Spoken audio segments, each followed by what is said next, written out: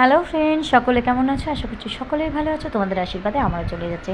তো আবারও চলে এসেছি একটা মিনি ব্লগ নিয়ে। আমরা চলে গেছিলাম পরশুদিন গণেশ ঠাকুর দেখতে কাকিনাড়াতে। সবাই তো জানোই কাকিনাড়াতে বেশ ভালোই গণেশ পুজো হয়। তো আমি জানতাম না, এই 2 বছর যাওয়া হচ্ছে।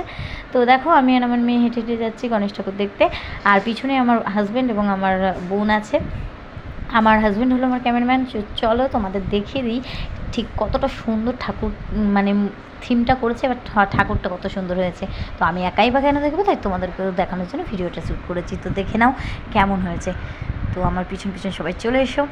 দেখো, প্রথমেই গিয়ে দেখো কত সুন্দর করে মানে সাজিয়েছে। প্রথমে গিয়ে তো মিনি খরগোশকে দেখতে পেলাম। তো দেখো কেমন লাগছে। তারপরেই চলে আসলাম অ্যাকোরিয়ামের কাছে। আমার মেয়ে তো ভীষণ খুশি, কত রং বেরঙের মাছ আর প্রচণ্ড রং বেরঙের পাখি। অবশ্য পাখিগুলো আমি খুব একটা চিনি না, কাকাতুয়া অনেক রকমের পাখি ছিল। তো এগুলো দেখে আমার মেয়ে ভীষণ খুশি আর আমিও খুব খুশি। সত্যি কথা বলতে এই সব প্যান্ডেলে বাচ্চা টাচ্চা নিয়ে গেলে বেশ ভালোই লাগে। আর ওরাও ভালোবাসে এই সব জিনিসগুলো, চিনতে শেখে, বুঝতে শেখে। তো আমার দিক দিয়ে ভালোই সুন্দর প্যান্ডেল হয়েছে, সুন্দর থিমটা হয়েছে। আর ঠাকুরটাও অতুলনীয় সুন্দর, জাস্ট ওয়াও। সব ঠাকুরই সুন্দর, তবে আমার কাছে এটা বেস্ট লেগেছে। আর একটা বেশ ভালো। তো যাই হোক, আমি একা দেখবো কেন, তাই জন্য তোমাদেরকে ভিডিও করে দেখাচ্ছি। এই যে আমার হাজব্যান্ড দেখতেই পাচ্ছ ভিডিও করছে, আমার বোন আমার ভিডিও করছে। তো এই যে আমি আমার মেয়ে ঠাকুর দেখছি, আর আমার বোনও আছে।